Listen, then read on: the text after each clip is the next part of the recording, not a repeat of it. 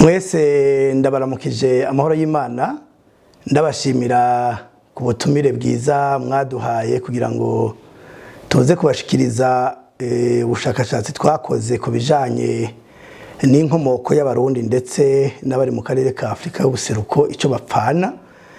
Hano rero nkuko mwantumiye hano mu Buholandi, ndazi ko hariho benshi cyane muri Holande bakurikirana ibiganiro byacu, bifuza ko igihugu cabo canke ibihugu byabo byo muri Afrika y'ubuseruko bishobora kubona amahoro ndetse amahoro arama. Rero mu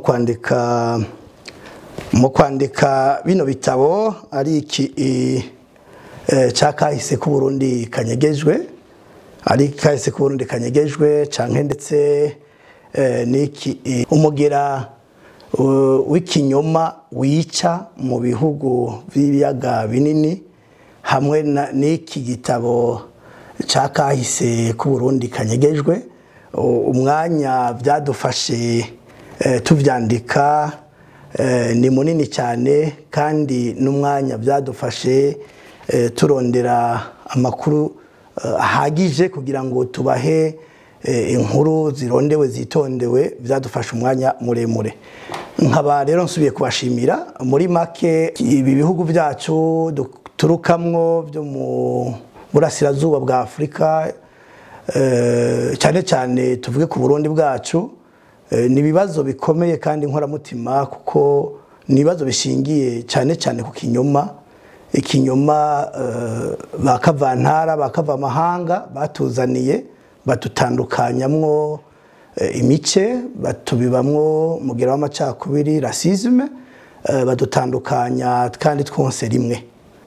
Nagira ngo mboneraho akanya ko kubwira abarundi aho bari hose ku isi, abumva ururimi, abanyarwanda n'abanyamurenge, ndetse n'ababa mu gihugu kibanyi cya Tanzania, aho bari batwumva yuko dutanguye urugamba rwo kumenyesha abo mu karere k'ibiyaga binini inkomoko yabo, nico bapfana hamwe nico bapfa, kugira ngo barushirize guhindukira, bave mu kinyoma, ahubwo nyabona bakore bisunze ukuri.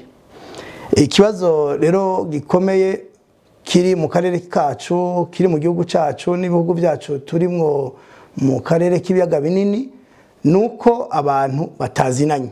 Abantu ntibazinanye, ntibazi icyo bapfana, ntibazi inkomoko yabo. Iyo bari bayizi ntibari kuba bicana bahorana ubwoko butabaho, kuko narabivuze muri ibi bitabo mpejeje kubereka yuko atabwoko bw'abahutu n'abatutsi bubaho. Tuvuze abatutsi ntituba tuvuze ubwoko, kuko abatutsi ni umugwi w'abantu b'aborozi babayeho muri kano karere k'ibiyaga binini, ndetse aho usanga nko muri Haiti bafise nk'indirimbo iriho iririmbwa bahayagiza umututsi n'inka, bagahagiza ubwiza bw'inka n'umututsi.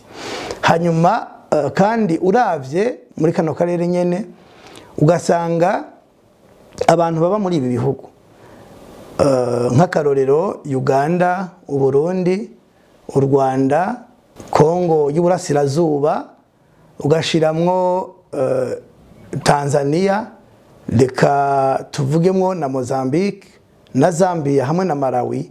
Abantu bose baba muri ivyo bihugu bafise ico bapfana, bakomoka ku bantu bamwe, uretse ko hariho nk'imiryango mikeya nigeze kubasobanurira, ndababwira yuko yaturutse muri Afrika y'Epfo, aho umwami Chaka wa Afrika y'Epfo yatera ubwami bw'i Burundi, hanyuma agatsindwa, hanyuma abo bafashe bakagirwa imbohe, bigaca bituma baguma mu gihugu, bagize nabo imiryango yabo ibakomoka ko. Ivyo ubikeneye biri muri ibi bitabo ndaberetse. Ico abarundi twifuza canke muri kano karere ca mbere, nuko abarundi canke abantu muri kano karere bamenya ico bapfana. Ica kabiri bakamenya icabatandukanije. Ica gatatu bakamenya ingene bashobora gusubira ku byo batswe canke banyazwe na bakava amahanga, ari byo byonyine bishobora kubaha amahoro arama. Bitabaye ivyo naho bogira gute ntibishoboka yuko amahoro ashobora kuboneka muri kano karere. Aha rero nkaba nagira ndababwire yuko ibyo uno munsi twumva nk'indirimbo za demokrasi mu Burundi canke muri kano karere, dukeneye demokrasi abanyagihugu uko bayumva kandi bayifuza, nk'uko umuhisi umuganwa atari umugani Rudoviko Rwagasore yabivuze. Kuko demokrasi yacu mu Burundi ntiyoshobora kuba demokrasi yo mu bindi bihugu tudasangiye imico, tudasangiye imigenzo, kandi twebwe turi bamwe ko tuvukana turi umwe, tukwiye kugira imigenzo, imikorere, imyumvire ishingiye ku mico n'akaranga, ishingiye ku byiyumviro by'abasogokuruza, tukubaka duhereye aho bari bagejeje, aho gusambura n'ibyo bubatse. Aha rero nkavuga yuko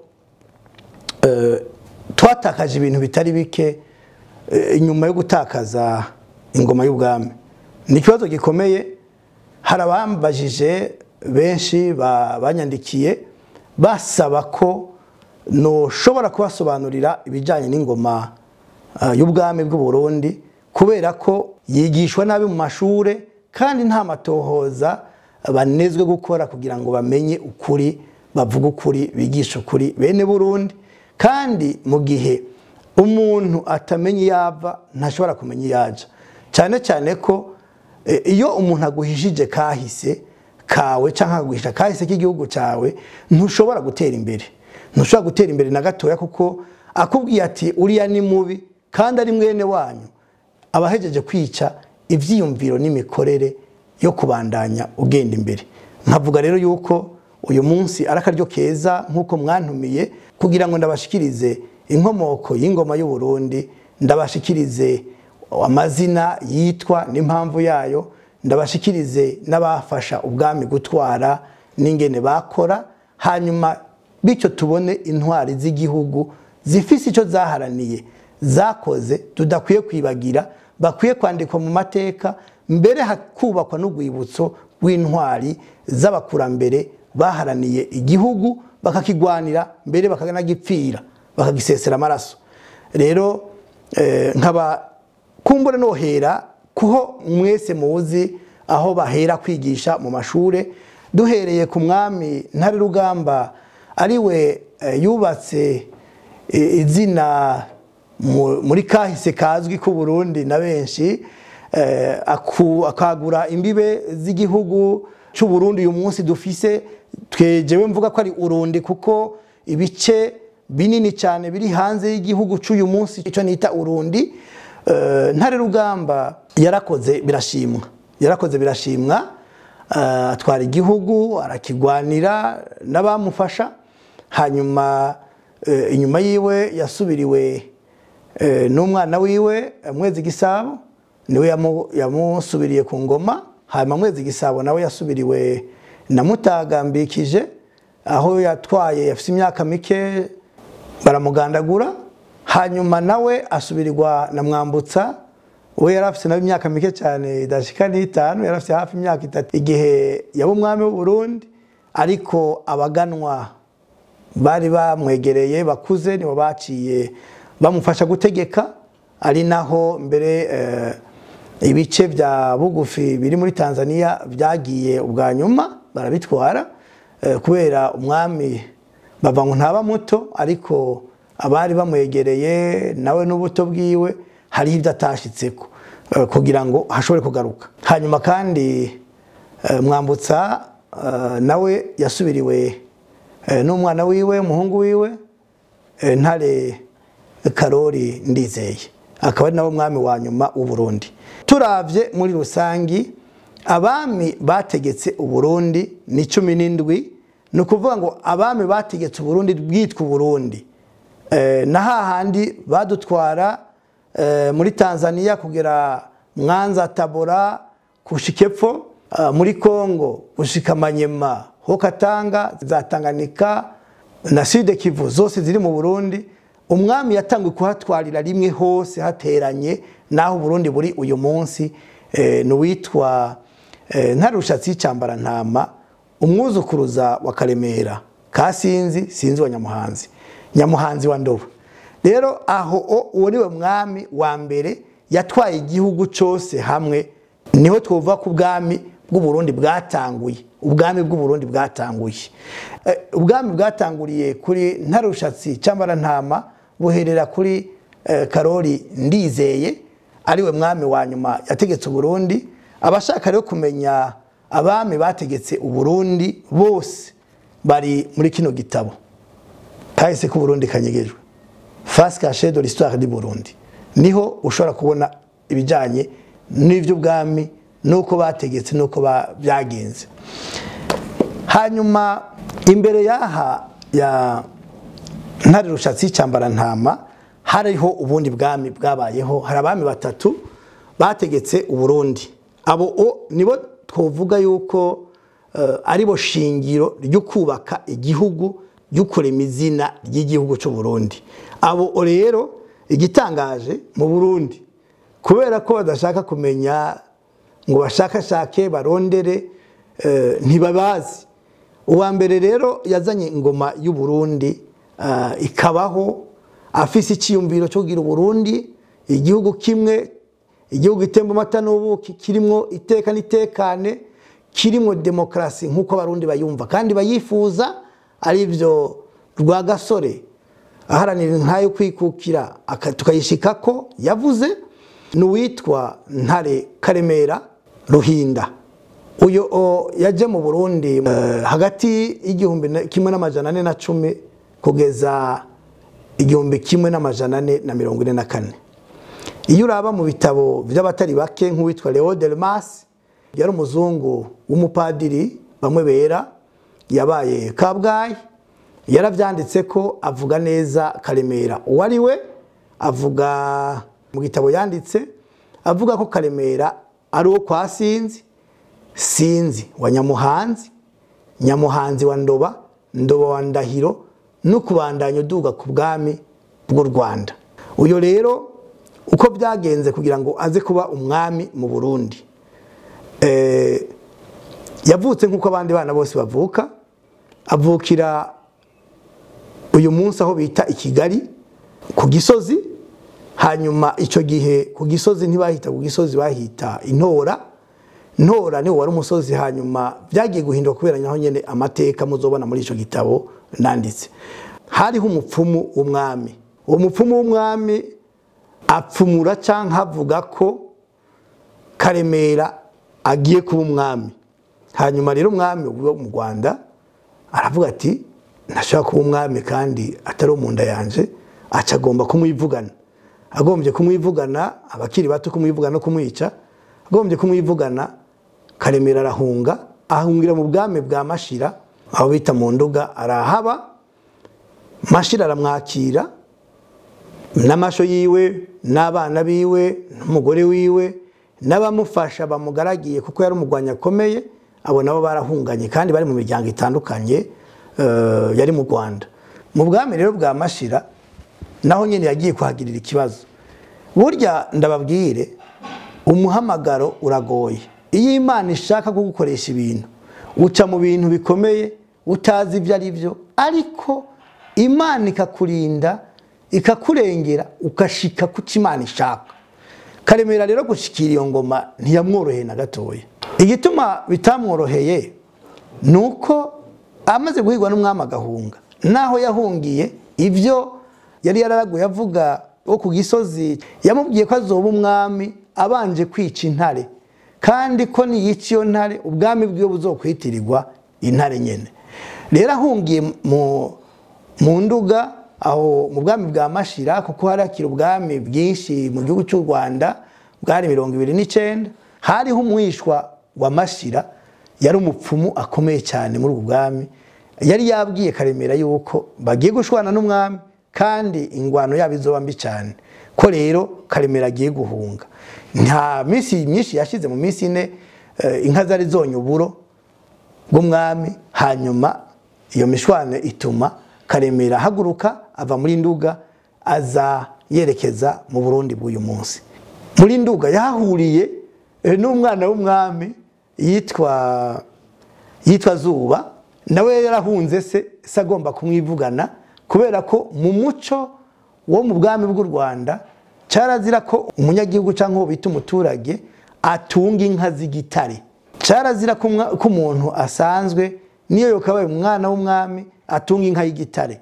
Yategerezwa ko inyana y'igitare ivutse baca bayitwara ibwami. Zuba naho yari gikomangoma umwana w'umwami yavukishije inyana y'igitare hanyuma arayinyegeza munsi y'uburiri ntiyayitwara.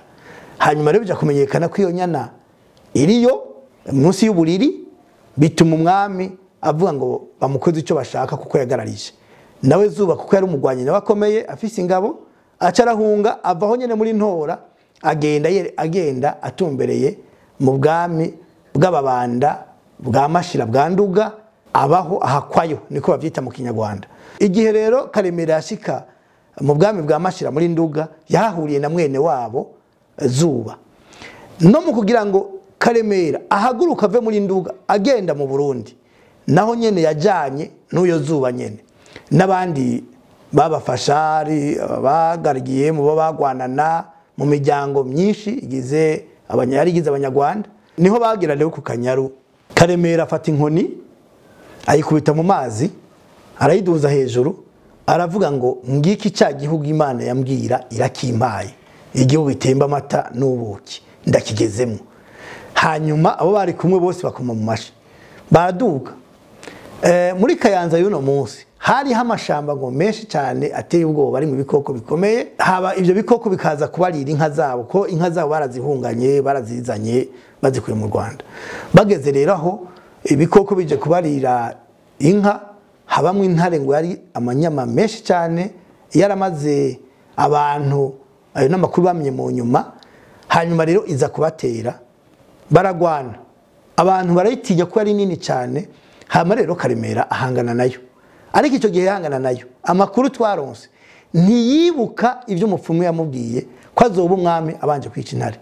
We yayigwanije gusa nk'umugwanyi, arayigwanya yitera icumu, yumvira iraneshejwe iriruka, mugabo iraryirukana icumu ryamaze kuyinjira, ija kwinyegeza mu isenga ry'ibuye aho yari isanzwe iba.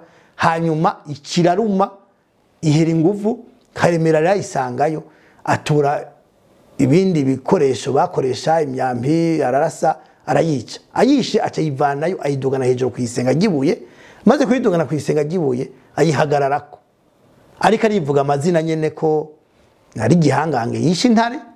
Hanyuma rakiri ngaho niho Zuba yamwibutsa ati erega urimye ingoma y'ubwami, ubwami bw'intare, kuko Imana y'u Rwanda yavuze ko iguhaye igihugu, ariko igihugu uzobanza kwica intare. None intare urayishe. Abari ngaho bose rero bacabakoma mu mashi po Karemera yimye ingoma y'icyo gihugu yagiyemo. Nuko ingoma y'u Burundi yatanguye. Nukuvuga ko Karemera rero niwe nkingi yo kubaka izina Uburundi bwa Nyaburunga, niho byahereye. Naho Ntare Rushatsi Cambara Ntama ariwe yashitse kukugira ubwami bumwe igihugu, ariko byatangujwe canke byatangwe gukogwa na Karemera. Karemera rero yinjiye mu gihugu yagwanye n'ubwami buto buto bwari buhari, kuko mu gihugu cy'u Burundi hariho ubwami bwinshi. Harimo nk'ubwo maze kumenya, hariho ubwami buri mu burasirazuba bwatwagwa n'Abasambo, hariho ubwami bw'Abahinda bwari amajepfo y'u Burundi bw'uno munsi tubona, ndetse naho badutwaye ariya muri Buhayo hepfo niyo haruguru ubwami bw'Abahinda. Kandi ndetse nibwo bwari bukomeye muri iyo region y'icyo gihugu cyateye mu mata n'ubuki cy'u Burundi. Ubwami bw'Abahinda bwari bukomeye cyane.